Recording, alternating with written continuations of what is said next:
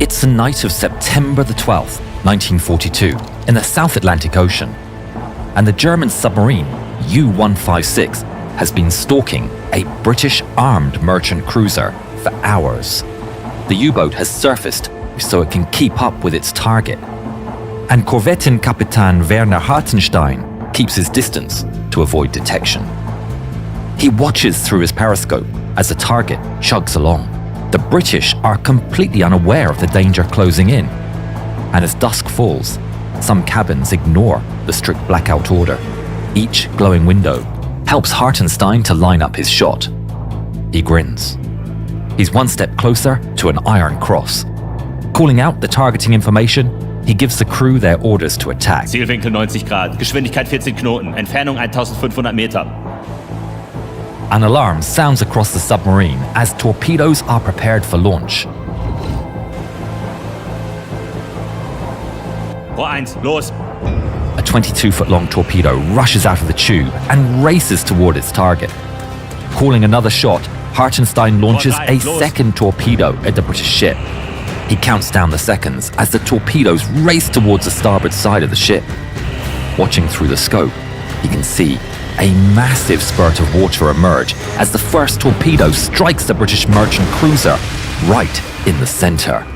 Water rises high into the air and then falls away, revealing a massive gaping hole in the hull. Just moments later, a second torpedo slams into the vessel, striking closer to the bow and shaking the entire ship.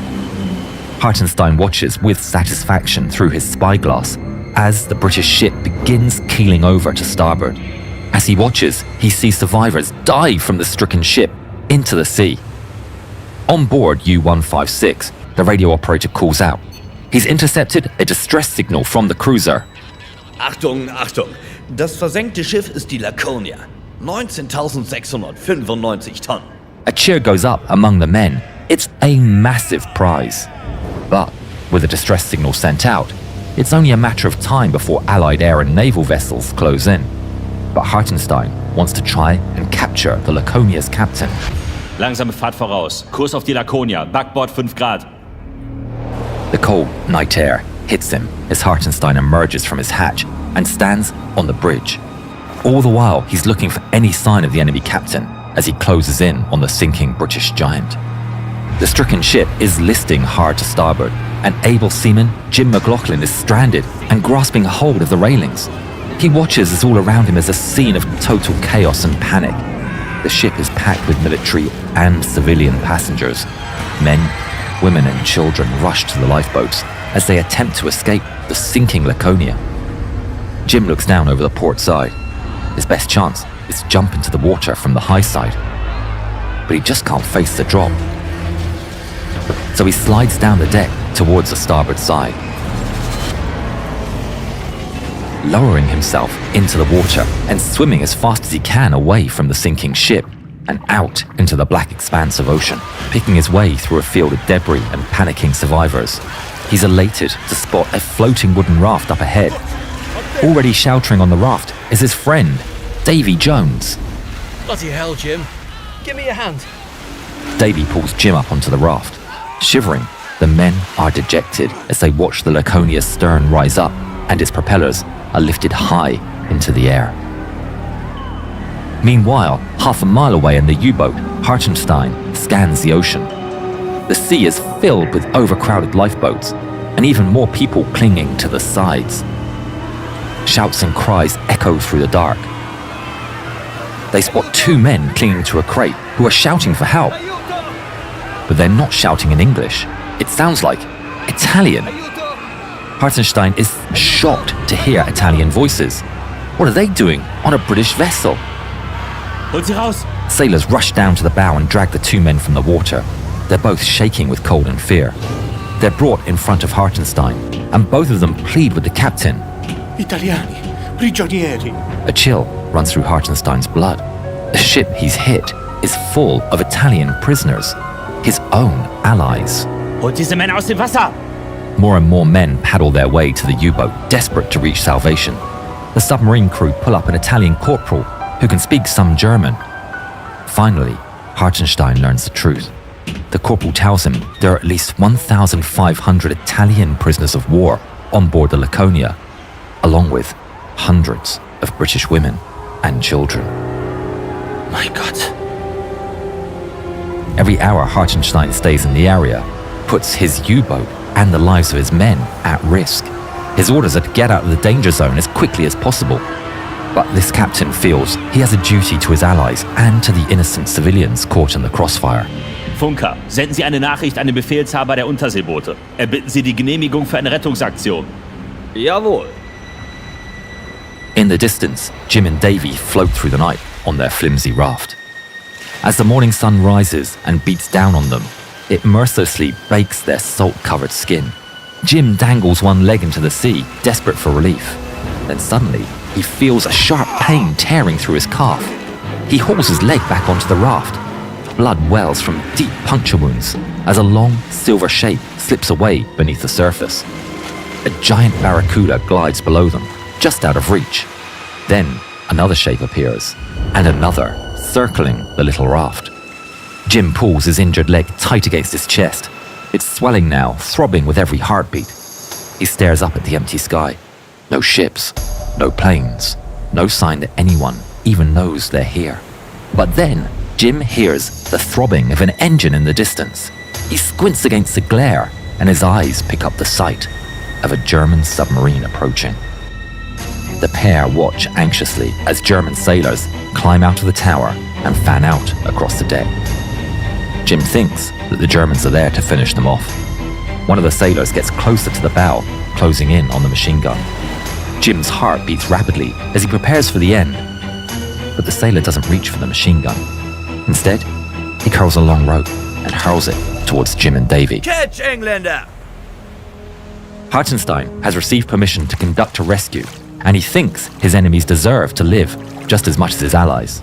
The German sailors drag the little raft alongside their submarine and haul the two Brits on deck. Jim flops down, exhausted. Looking up into the face of his German savior, he's surprised to see a smiling face peering down at him. Ah, Royal Navy. Well, we couldn't just leave you on the water. Jim's pulled to his feet by the German sailors and helped across the deck for medical attention. He's the first of dozens of Allied servicemen who come aboard U-156. The submarine stays at the scene as the days pass, and Hartenstein keeps filling his boat up with survivors, Italian prisoners, British and Polish troops, and civilians. The compartments and deck are soon packed to the limits, but Hartenstein still ignores the danger. He doesn't plan to leave people stranded in the ocean. Ordering the crew to lash 4 lifeboats to his U-boat gives extra space, but it brings the sub down to walking pace and makes them a sitting duck for attacks. Hartenstein's only protection is a repeated plea to enemy forces, which the radio operator sends out across all open channels. If any ship will assist the shipwrecked Laconia crew, I will not attack her, provided I am not attacked by ship or air force. Even with this radio message, he feels danger is still around. Out on the deck, a German sailor spots something in the distance. Flugzeug tief an Steuerbord! An unknown aircraft comes in close and starts circling around the submarine. It's near enough that the crew can see a White Star roundel of the United States. The aircraft is a B-24 Liberator belonging to the US Army Air Force. At the controls is Lieutenant James D. Harden, and he's searching the area for Laconia survivors. He gets on the radio. Got a submarine down here. Heading down to investigate. At an altitude of just 250 feet, Harden can clearly see the deck is packed with passengers, and the U-boat is dragging lifeboats. Hiss die rote Kreuzflagge. The crew rush out to the bow and quickly fix an enormous Red Cross flag over the 105mm deck gun. Jetzt drunter aufs Deck. U-156 is totally exposed. All their lives are in the pilot's hands. The Liberator continues circling, doesn't attack. Hartenstein breathes a sigh of relief. He orders a captured RAF officer up onto the deck, and together they send a signal using an Aldis lamp. RAF officer speaking from German submarine. Laconia survivors on board. Soldiers, civilians, women, children. Up in the aircraft, Harden and his crew are confused. They've never been properly trained to read Morse code signals flashed by a lamp, and the only thing they can make out from the signal is the word German. They fly back towards their base to get into radio range with their commanders at the top secret, wide-awake airfield on nearby Ascension Island. He makes contact with his captain, Robert Richardson. Hardin tries to explain the situation over the radio, but he's not really sure what he's seeing. What are your orders, sir? This has got to be some kind of German trick. But they're flying the Red Cross. Hardin waits in silence while Richardson makes a decision. And he thinks about the risk of an enemy submarine finding the base. The Liberator roars towards U-156. It's so low that it's almost skimming the surface of the waves. On the deck, there's panic as the aircraft closes in. The soldiers jump up and wave their arms desperately above their heads, trying to call off the attack. But it's no use. Hardin keeps coming. Runter! The Liberator comes screaming overhead, and bombs come crashing down towards the submarine. The bombs splash into the water short of the U-boat, sending up huge plumes of spray and chopping through the ropes with an axe. A blade comes slicing down, severing the connection with one of the lifeboats. 2 more to go. The sailor dashes over and smashes down on another rope. He cuts halfway through, but the rope is too thick. Raising the axe high, he goes to swing again. But it's not quick enough. The Liberator is already screaming in for another attack run. Hartenstein throws himself onto the deck as another bomb comes whistling down from the aircraft. This time, it's a hit. A massive, deafening explosion tears one of the lifeboats to pieces, killing several men instantly. Splinters of wood and a cloud of shrapnel fly up into the air, and Hartenstein stares in horror at the destruction. He sees the devastation as the plane comes round for another attack. The Liberator roars towards the scene and releases another bomb. The bomb lunges into the sea and detonates directly under the submarine. The blast lifts U-156 up and out of the water and throws the men on deck off their feet. Hardin watches from the cockpit as the U-boat wallows and thrashes in the water.